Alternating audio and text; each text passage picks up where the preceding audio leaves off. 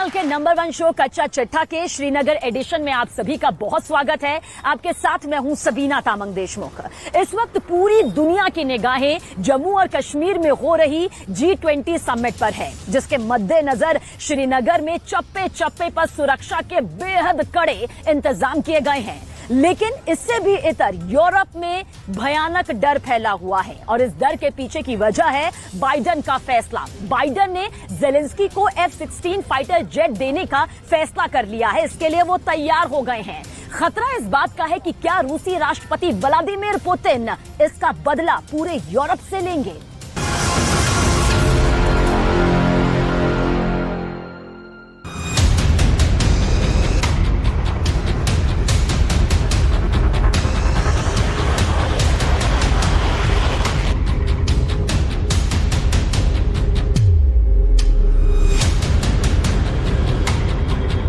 Zelensky को F-16 मिला तो मॉस्को पर अटैक जरूर होगा। ये बात पुतिन के लिए सबसे बड़ा खतरा है। मॉस्को पर ड्रोन से अटैक हो चुका है। ज़ेलेंस्की के ड्रोन वाला इरादा अब F-16 फाइटर वाला अवतार लेने के लिए तैयार है।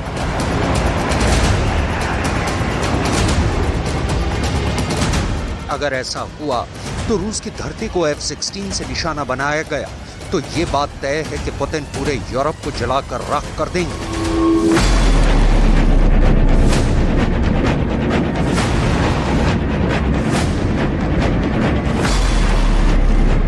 बाइडन को यह बात बता दी गई है। अगर ज़ेलेंस्की ने ऐसा किया तो पुतिन क्या करेंगे, कौन कौन से शहर तबाह करेंगे, कहां कहां रूस आग लगा देगा।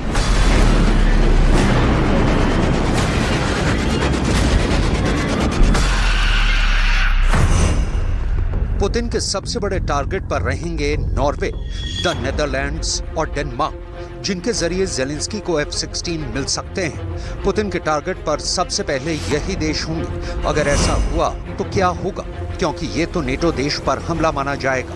फिर रूस और नेटो की सीधी टक्कर शुरू हो जाएगी। ऐसे में ये लड़ाई विश्व युद्ध में तब्दील हो सकती है और फिर दुनिया की दो सबसे बड़ी न्यूक्लियर पावर एक दूसरे पर हमला करेंगे।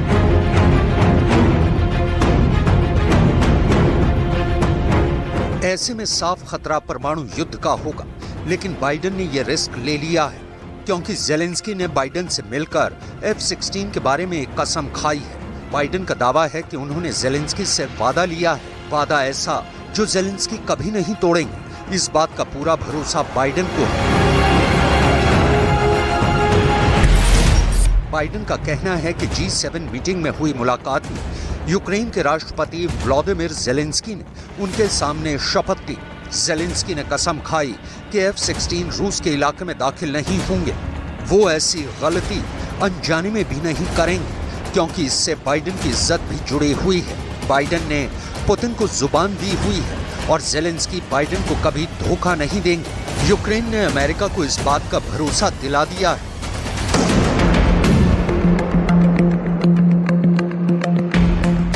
इसलिए F-16 पुतिन की सीमा में दाखिल हो गए तो पुतिन का गुस्सा यानी रूस की एयर स्ट्राइक 4 देशों पर 24 घंटे के अंदर की जाएंगी।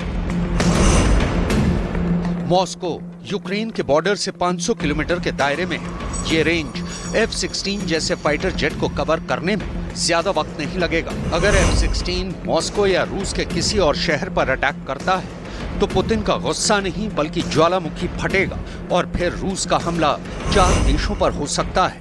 इसमें नॉर्वे, द नेदरलैंड्स और डेनमार्क के साथ पोलैंड भी शामिल है। पोलैंड ही वो देश है जिसके जरिए नेटो सभी हथियार यूक्रेन भेज रहा है।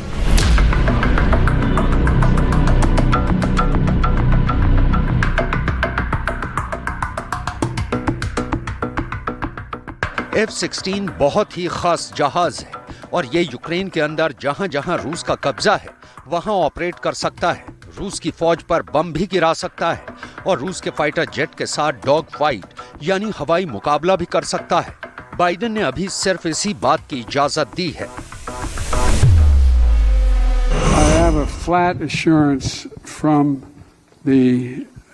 Zelensky that they will not use it to go on and move into Russian geographic territory. But wherever Russian troops are within Ukraine in the area, they would be able to do that. Zelensky F-16 के लिए लंबे वक्त से जद्दोजहद कर रहे हैं। इसके लिए वो यूरोप की हर बड़ी कैपिटल का दौरा कर चुके हैं, अमेरिका के नेताओं से कई मुलाकात कर चुके हैं।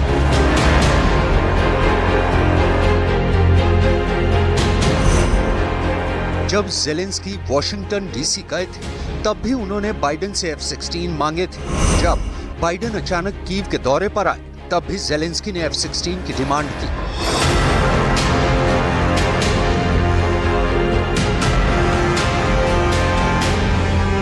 अब ज़ेलेंस्की की मेहनत रंग लाई है और G7 में अमेरिका ने कह दिया है कि उसे F-16 दिए जाने से कोई एतराज नहीं है। लेकिन अब सब कुछ ज़ेलेंस्की पर निर्भर करेगा। वो क्या फैसला लेंगे, क्या टारगेट चुनेंगे। 3 मई को क्रेमलिन पर ड्रोन अटैक के बाद ज़ेलेंस्की को लेकर अमेरिका का भरोसा काफी कम हुआ है। लेकिन यूरोप की जिद के बाद बाइडेन पिघल गए और उन्होंने ज़ेलेंस्की से कहा कि कसम खाओ कि रूस पर अटैक नहीं करोगे। ज़ेलेंस्की इस बात के लिए राजी हुए और अब यूक्रेन के लिए F-16 का रास्ता खुल गया। ज़ेलेंस्की बहुत खुश है क्योंकि रूस के हवाई हमलों ने इस वक्त यूक्रेन की कमर तोड़ कर रख दी है। कोई दिन ऐसा नहीं होता जब यूक्रेन पर हवाई हमला ना हो, आसमान से कोई बम ना गिराया जाए। रूस के फाइटर जेट यूक्रेन के आसमान में खुल्लम खुल्ला तबाही मचा रहे हैं और इसी वजह से ज़ेलेंस्की लगातार खुद को बेबस महसूस करते आ रहे हैं। लेकिन पुतिन और बाइडेन कैंप के बीच हुई बातचीत में खतरा बता दिया गया है कि F-16 की वजह से विश्व युद्ध की नौबत भी आ सकती है। लेकिन इन सब के बीच ज़ेलेंस्की को सबसे ज्यादा खुशी F-16 को लेकर है। उनको एहसास हो गया है कि यूक्रेन की लॉटरी निकल चुकी है। I'm very happy. Thank you very much. Thanks our partners. It really will help our society, our people to save houses, families. I think it's not the decision that we will have all these defending measures tomorrow. We have to prepare, but anyway, that is great result. Thanks to all the countries, to our partners. Thank you very much. 2023 में अब तक America ने Ukraine को $5 billion यानी करीब 40,000 करोड़ की मदद दे दी है। 2022 में अमेरिका ने यूक्रेन को 50,000 करोड़ की मदद दी थी। कुल मिलाकर अमेरिका की फंडिंग से ज़ेलेंस्की पर इस वक्त डॉलर की बारिश हो रही है और दौलत की ये बरसात पूरी दुनिया देख रही है।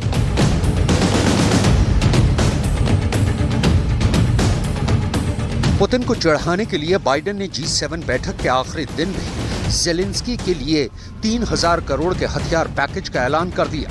ऐसे ही नेटो की बारिश से अब बाइडेन ज़ेलेंस्की को लिफ्ट कराना चाहते हैं। F-16 आएगा तो ज़ेलेंस्की को पुतिन की फौज से लड़ने के लिए नई फायर पावर मिलेगी। ये ताकत पुतिन के युद्ध को बोझ बना सकती है। रूस के लिए ऐसी ताकत को रोकना आसान नहीं होगा। इसलिए F-16 से हमला हुआ तो पुतिन सीधे नेटो से बदला लेने के लिए मजबूर हो जाएंगे। ऐसे में सवाल है कि क्या यूक्रेन का युद्ध अब 2023 के आखिर तक चलेगा और क्या 2024 में भी रूस के साथ जंग जारी रहेगी।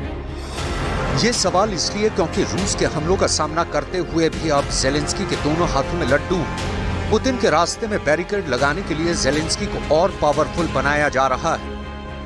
जब 9 मई की रात पूरा मॉस्को विक्ट्री डे के जश्न में डूबा हुआ था, आतिशबाजी का ऐसा समा जिसे देखकर पूरे रूस को यकीन हो गया कि वो यूक्रेन का युद्ध करीब करीब जीत चुके हैं, ज़ेलेंस्की को सरेंडर पर मजबूर कर चुके हैं। उसी वक्त बाइडेन ने इस आग में पेट्रोल डालने का काम किया था, जिससे यूक्रेन का युद्ध और भड़केगा, ये युद्ध और लंबा खींचेगा, यूक्रेन में और तबाही होगी, लाशों के नए पहाड़ बनेंगे।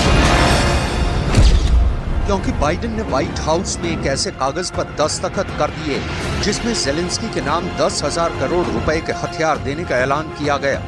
ये बाइडेन की तरफ से मिला 10,000 करोड़ का बारूदी पैकेज है, जिसने युद्ध का फ्यूल मीटर फिर से टॉप अप कर दिया है, यानी ज़ेलेंस्की के हथियारों वाला गोदाम फिर से भरने वाला है। Що можна сказати публічно, є новий оборонний пакет від Сполучених Штатів. Загальний обсяг 1 200 000 000 доларів, артилерія, захист від ракет і безпілотників терористів, інші речі для посилення наших захисників і захисниць. Дякую президенту Байдену, Конгресу, обом партіям та кожній американській родині за незмінну підтримку і за американську силу, яка додає нам міцності. सवाल है कि इतनी बड़ी रकम से जेलेंस्की करेंगे क्या? जब जेलेंस्की पर 10,000 करोड़ रुपए या कहें कि $1.25 अरब की बारिश होगी तो जेलेंस्की क्या करेंगे? तो इसका जवाब जेलेंस्की ने नहीं बल्कि अमेरिका ने दिया है ना। ये चौंकाने वाली बात, क्योंकि अब साफ साफ नजर आ रहा है कि जेलेंस्की का युद्ध वो नहीं बल्कि अमेरिका लड़ रहा है।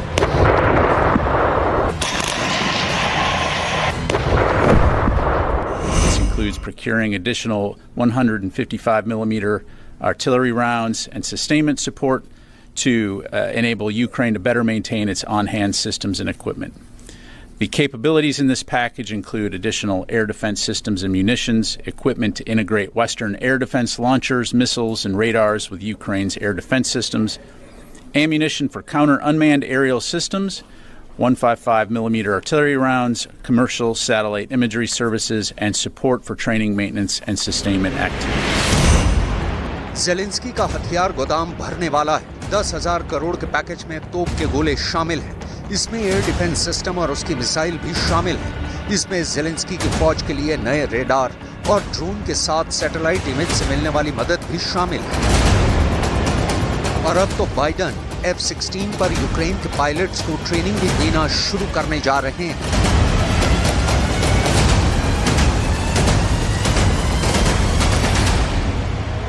My private meeting with President Zelensky after the G7 meeting and with his staff, I told him the United States, together with our allies and partners, is going to begin training Ukrainian pilots in fourth-generation fighter aircraft, including F-16s. To strengthen Ukraine's Air Force as part of a long-term commitment to Ukraine's ability to defend itself. America ने Ukraine की सेना की training तेज करने की बात कही ताकि नए सैनिकों को जल्दी से जल्दी हथियार की ट्रेनिंग देकर फ्रंट पर भेजा जाए और उन्हें ऐसे इलाकों में तैनात किया जाए जो रूस के हमलों से खतरे में पड़े हुए हैं। इस वक्त अमेरिका और ब्रिटेन की फौज लगातार यूक्रेन की सेना को ट्रेनिंग दे रही है।